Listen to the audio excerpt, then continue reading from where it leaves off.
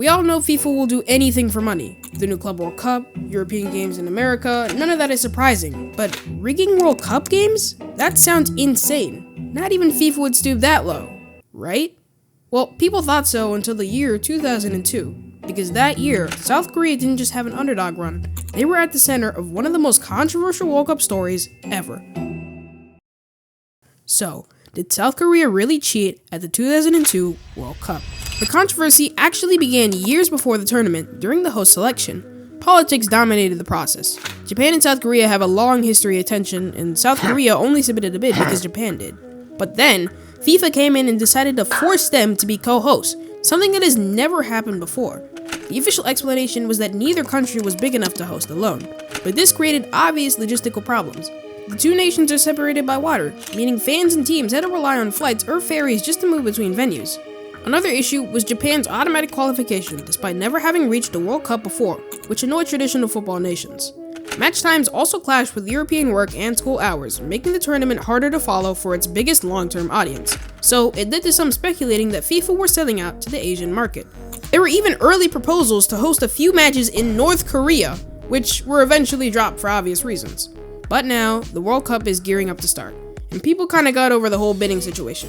Does this mean that all the controversy is behind us? No, of course not. It's only gonna get worse from here. Now, in the group stage, there wasn't a whole lot of controversy, and Korea actually played quite well.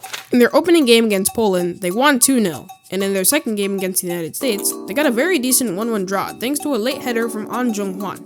So, at this stage, they were top of the group. But going into their final game against Portugal, things got interesting. Portugal got 2 red cards throughout the game, and many people point to this game as biased. But no, both of these red cards were pretty legitimate, and were at the very least rough fouls from Portugal. But let me know what you think. Anyway, Korea ended up winning the game with a goal in the 70th minute from the Korean legend Park Ji-sun. So, in the end, Korea topped their group and even got Portugal eliminated in the group stages. But now, the real controversy begins in the round of 16 against Italy. Korea ended up winning 2-1 thanks to a late golden goal from An Jung-hwan, and the goal itself wasn't too suspicious, but lots of the other actions were suspicious, like Totti being sent off for diving in extra time, which is a ridiculously harsh call. First of all, it's debatable whether or not the Korean player fouls him, and I don't actually think so. But even then, giving a yellow for that in a game as late as this is not how games should be decided, because something as minor as that. Don't call it a penalty and move on. And then when an Italian player is brought down in the box and is literally bleeding on the floor and no foul is called. And then the goal that Italy scored, which should have been the winner, was ruled offside.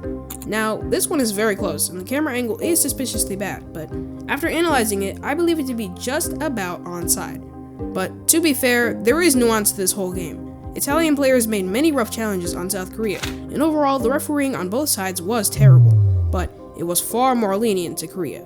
Now, the Italians were so disappointed with their situation that the striker for South Korea, An Jung-hwan, who scored the winner, got his contract terminated by the Italian club he was playing with, which might be the most ridiculous thing I've ever heard. The Italians were obviously angry with this result and didn't hide their feelings. One Italian commentator said, "Frankly, that was a complete robbery." And even the head of the Italian football delegation, Rafael Ranucci, said, "The referee was a disgrace. It was like something out of a comedy film." Italy's Minister for Public Offices said, "The referee was a disgrace. Absolute scandalous. I've never seen a game like it. It seemed as if they just sat around the table and decided to throw us out." The referee for this game, Byron Moreno, did actually apologize for one of these calls, where he admits that he should have sent off a Korean player for a tackle.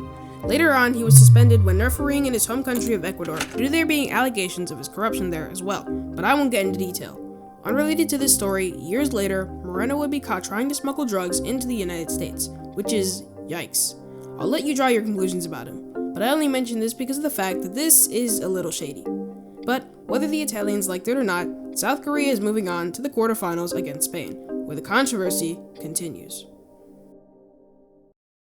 I'd argue that the game against Spain is much more suspicious than the game against Italy. The game ended in a penalty shootout, with Korea winning the shootout 3-5. But yet again, there was more controversy. Spain had one disallowed goal in the 48th minute for a foul that was committed, but, where is the foul? Spain had another goal disallowed in the 91st minute because the ball went out, but it clearly didn't either, so that's weird. One of the things people point to as suspicious is when during the penalty shootout, the South Korean keeper saves the ball while he's off his line. and while this rule did exist back then, it was almost never enforced compared to today. But South Korea moved on to the semifinals, the first time an Asian team had ever made it to a World Cup semifinal. But finally, their run would end with a 1-0 loss to Germany, thanks to a goal from Michael Ballack. And there was little to no controversy throughout that match. So now, I come back to the question I asked. Was this fairy tale run really rigged from the beginning just to make South Korea almost win the World Cup? Nah, I don't think so. I know I spent most of the video dunking on the situation, but I don't actually believe there was any corruption, just incompetence. Were there a lot of suspicious moments throughout the games? Yes, there was, but in the end, there were only 2 games with a lot of controversy throughout, not nearly enough for there to be shouts of corruption. What I believe has happened here is that FIFA is the most incompetent organization of all time. They made a mistake with appointing Byron Moreno, and they also made a mistake with the other referee. Sepp Blatter, the boss of FIFA, says that the mistakes made here were of human error and not of malicious intent. But whether you believe him or not, I'll let you decide. When I first wanted to make this video, my only knowledge of this tournament was that South Korea had cheated in this World Cup and gotten away with it. But as I dug deeper and watched the matches again, I realized that this situation was not black and white. So, if this whole situation has taught me anything, it's that there is always nuance to a situation. Thanks for watching, I'll see you next time.